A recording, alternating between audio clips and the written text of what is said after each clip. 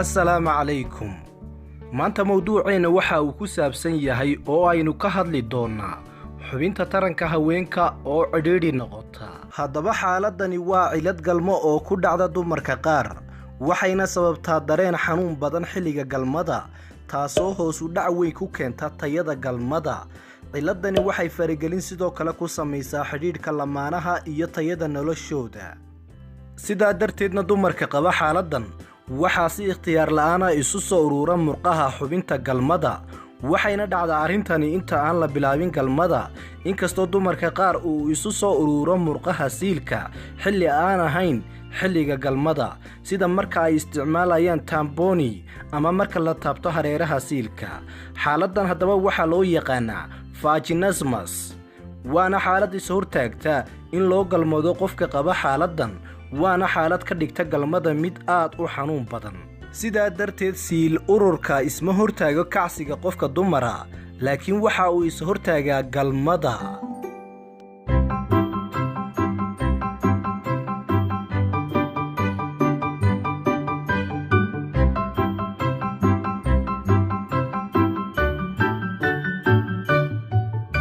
daawadayaal ku soo dhowaada barnaamijka caafimaad tibis. haddaynu mawduuceena hore ugu sii soconno, noocyada vaginismuska ama xubinta taranka haweenka oo cidhiidhi noqota waxaa loo qaybiyaa laba nooc.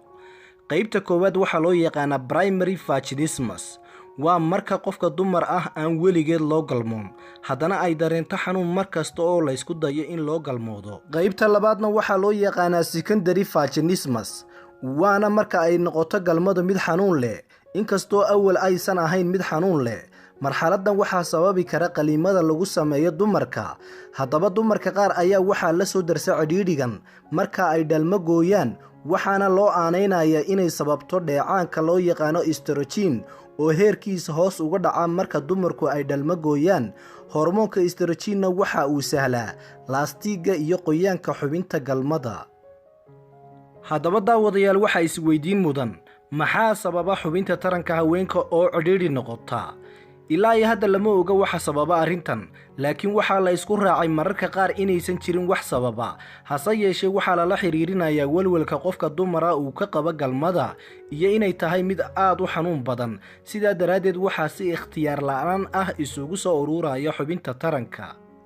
dhinaca kalena waxaa isweydiin mudan, sidee baa loola tacaalaa xaaladda loo yaqaano vaginismus ama xubinta taranka haweenka inay cidhiidhi noqoto? xaaladan waa xaalad la daawey karo iyadoo aan la isticmaalin wax daawo ah, waxaana lagu daaweeyaa si ku dheehan barashada galmada iyo la talin iyo weliba jimicsi. intaa kadib, haddaynu ka hadalno barashada galmada ee aynu soo hadal qaadnay, waa barasho la xidhiidha in wax lagaa baro ama aad wax ka baratid qaabdhismeedka jidhkaaga iyo sida ay wax u dhacayaan marka lagu guda jiro galmada, iyo macluumaad ku saabsan murqaha isku soo aruura iyo waxa sababi kara inay isku soo aruuraan. waxaa kaloo ka mid a barashada in wax lagaa baro xiriirka ka dhexeeya maskaxda iyo xubinta taranka, waana barasho sahli karta inaad macluumaad saxan ka heshid xubnaha jidhkaaga sida ay u falgalayaan xilliga lagu jiro xilliga galmada. geesta kale waxaad u baahanaysaa waasiciye. waasiciye waa caag dhuuban oo loogu talagalay in si tartiiba loogu waasiciyo xubinta galmada ee haweenka, waxaana laga yaabaa in dhakhtarka uu kugula taliyo inaad isticmaashid waasiciye. haddaba waasiciye waxa uu caawiyaa inay kala baxaan murqaha siilka oo ay noqdaan kuwo dabca, si ay galmaduna u fududaato. waxaana lagula taliyaa in lamaanaha uu ka caawiyo sawjadiisa inay isticmaasho waasiciye. mar haddii ay dhammaato xilliga loo qabtay inaad isticmaashidna, waxaa adiga iyo sayigaaga dib ugu bilaabi kartaan ama dib ugu noqon kartaan galmada, balse waasiciyaha ugu wanaagsan waa waasiciyaha ninkaaga.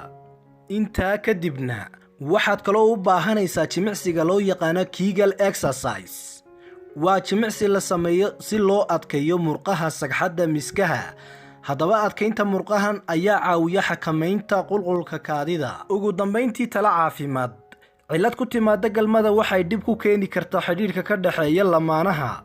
sidaa daraaddeed waxaa muhiima inaanad ka xishan oo aad la hadasho ninkaaga oo aad uga waranto dareenkaaga iyo haddii ay jirto wax cabsiya oo aad ka qabtid in laguu galmoodo, sababtoo ah waxay taasi kaa caawin kartaa inaad nasiino dareentid xilliga galmada.